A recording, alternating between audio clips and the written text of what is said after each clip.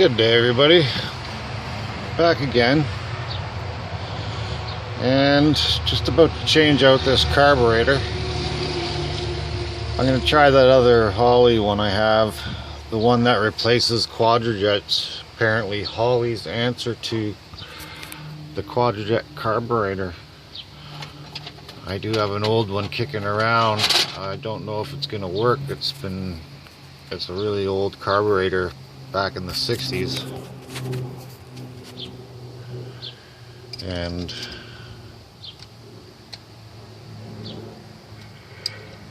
I'm going to try it out because this carburetor seems to be leaking, and I'll have to take this one apart and figure out why the float bowl's sticking the way it has open and allows gas to leak out through this vent right here. But that's what I'm up to so far this day. It looks like it may rain out a little later, and I'm trying to get something done before that happens, but hopefully it doesn't, and I can get this done and this car started. So I hope you all are having a great day. I'll have to put this camera down and do this. Man, it's a long bolt. Aha, there we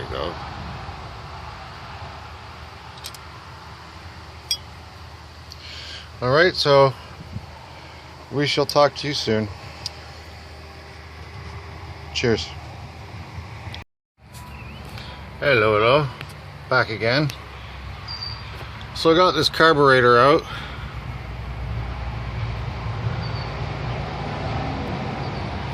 And looks like I got some scraping to do. I almost thought that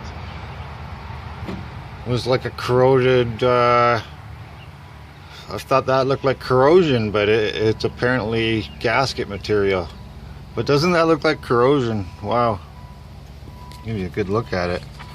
Almost looks like the steel is starting to corrode.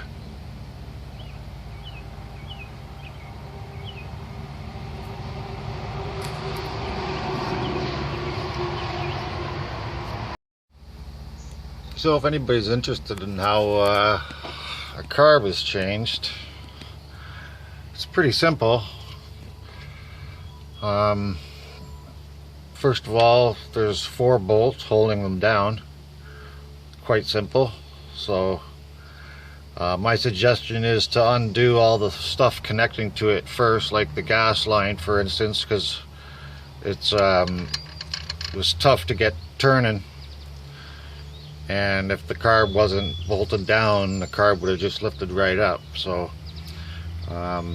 so you got to undo the gas line. Very simple, and that just bolts into the carburetor. So you undo that, and then you got your vacuum lines that are connected. You just unplug all those, try to remember where they go, and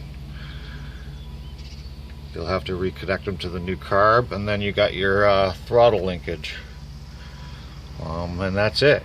So, and of course your throttle return springs. So I'm going to get to cleaning off this gasket, and we'll bring you back as I'm putting on the new carburetor. Cheers. Now, since the Holley doesn't get bolted down with the same bolts as the Quadrajet does, we have to put what they call carb studs in, or manifold studs. It's all the same. I call them carb studs. On how you do that is basically you take your stud. Let's see if I can do this and hold the camera, and you just screw it in. Now, sometimes they go in really easy until they bottom out, but if you want to get them nice and tight, what you do is you take another nut, and you jam these together.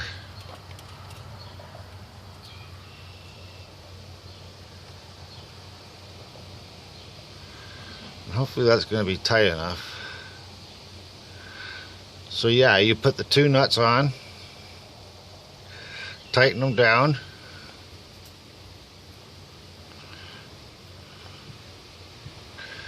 and then that allows you, the bottom nut will hold the top nut in place and allow you to screw in the stud. And then when you're done, separate the bottom nut from the top nut, and that's it. So I gotta go ahead and do that and tighten this down. She's not quite down far enough, but I have to, for me to tighten it up, I need both hands. I just wanted to show you guys that. Cheers. Okay, so now that you got your carb studs in, go ahead and take your gasket. Alright, and you line your gasket up and set her down. And hopefully this is the right gasket, which it is.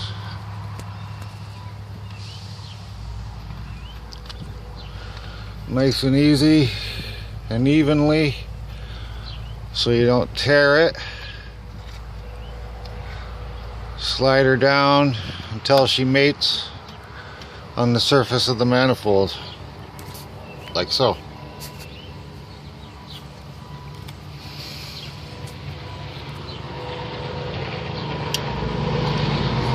Now you can take your carburetor and plop it down.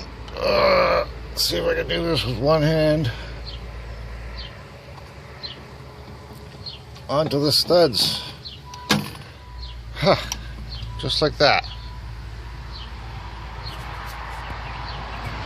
Doesn't that look sweet? Now, because this is a 4165 Holley carburetor, and apparently a direct replacement to the Quadrajet, everything should hook up with ease. Like your gas line shouldn't be too far out of the wrong spot, which is going to need a little bit of bending, but a little bit of manipulation. But that should go in with some tender caressing. And your throttle linkage. Oh yeah, everything's right in the right spot. It's quite the cool unit to replace a Quadrajet. Oh, excuse my fingers. Clean this carburetor up a little bit. Now you can read all the production numbers.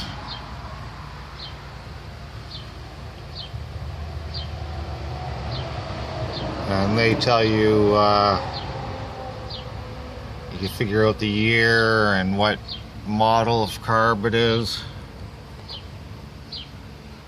Don't know if you can see that from the glare or not. There's a production number right there. Another one there. And a whole bunch of numbers on the front plate.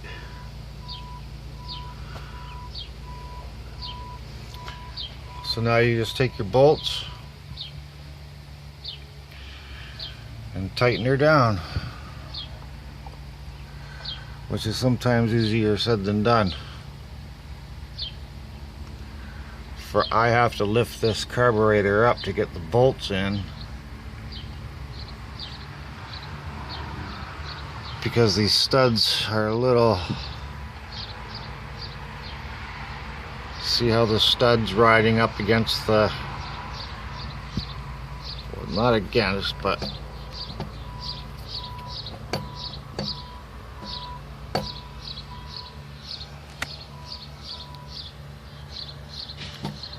they're almost too long.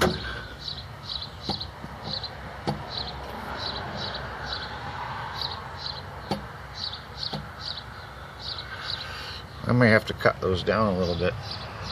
Okay, we'll be back. Cheers. Okay, had to cut the studs down. They're up too high and the carb wouldn't sit right, so I had to cut threads off the side that goes into the manifold. So now we're going to plop the carburetor on. Just got to walk over here and grab it.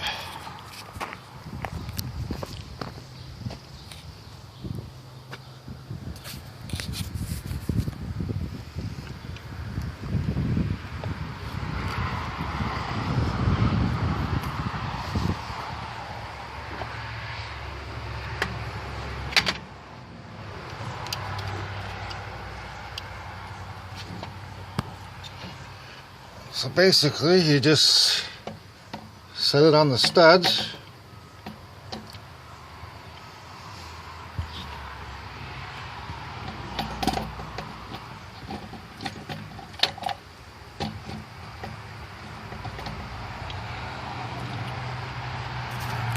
Alright.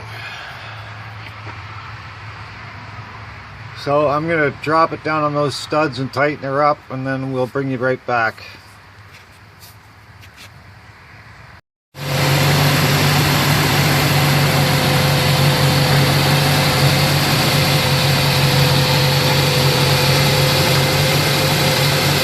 Installed the old carburetor, and believe it or not, the sucker still works. Now that's been sitting around for years and years in the trunk of this car.